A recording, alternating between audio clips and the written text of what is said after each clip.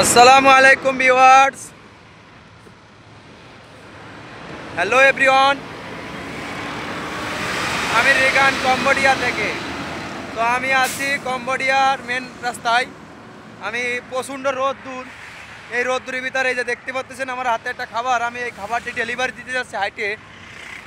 তো মূলত আমি মোটরসাইকেল নিয়ে খাবার ডেলিভারি করি, বাট আজকে আসার সময় আমার গাড়ির বেল ছিঁড়ে গেছে। আমি ওই পিছনে এক দোকানে গুছাতে দিছি, বাট আমি এই সুযোগে গুছাতে গুছাতে খাবারটা ডেলিভারি দিচ্ছি। কাছেই দেবো খাবার ডেলিভারি, এই যে এইখানে। তো 2-3 মিনিট লাগবে যাইতে। তো প্রিয় ভিউয়ার্স,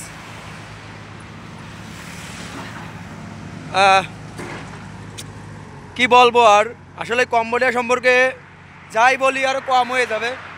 কম্বোডিয়া অনেক সুন্দর একটা দেশ, অনেক ভালো একটা দেশ, পরিবেশ মুক্ত একটা দেশ। তো দেখতে পাচ্ছেন রাস্তাঘাটের কি অবস্থা, কোনো রাস্তায় কোনো জ্যাম নেই। তো আমি যখন আসছিলাম আজ থেকে 2 বছর আগে, তখন অনেক মানুষ আসতে চায় নাই কম্বোডিয়াতে, বাট ইদানিং আমি দেখতেছি আমার ভিডিওতে অনেকেই কমেন্ট করতেছে, আমার প্রতিটা ভিডিওই কমেন্ট করতেছে, ভাই আমি কম্বোডিয়াতে যেতে চাই, কিভাবে যাব। তো প্রিয় ভিউয়ার্স, কম্বোডিয়াতে বর্তমান পরিবেশ পরিস্থিতি খুবই ভালো, বাট উন্নত মান বর্তমান।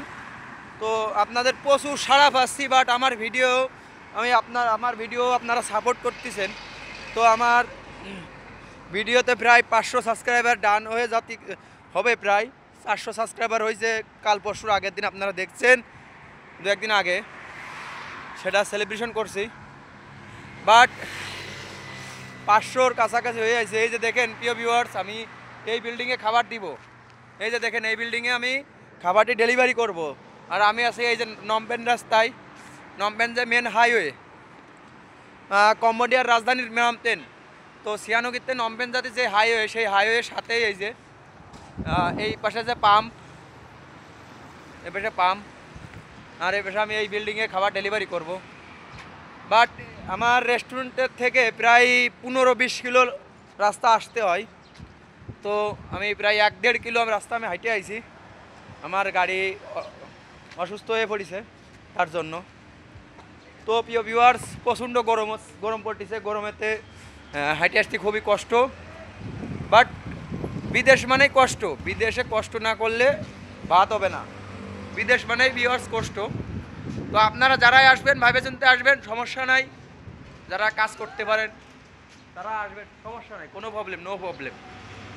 কম্বোডিয়াতে আসবেন। আমার ভিডিওতে আমি ইদানিং দেখতেছি অনেক সাড়া পাচ্ছি, অনেক সাড়া, আপনাদের প্রচুর লোক সাড়া পাচ্ছি, প্রচুর লোকের, তারা আসতে চায় কম্বোডিয়াতে। তো আসবেন, সমস্যা নাই ভিউয়ার্স।